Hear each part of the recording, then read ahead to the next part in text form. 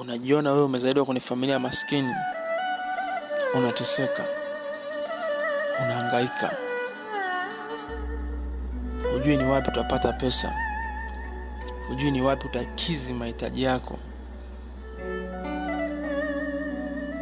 Sio kosa, ila usikubali mwanao, usikubali mtoto wako, usikubali kizazi chako kikapitia changamoto ulizopitia wewe. Tengeneza mizizi bora, tengeneza njia bora za kizazi chako, za watoto wako wasipitie shida ulizopitia wewe. Inawezekana. Haijalishi umepitia magumu kiasi gani, haijalishi umepitia changamoto kiasi gani. Tengeneza njia za wanao, tengeneza mizizi ya wanao, wasije wakateseka.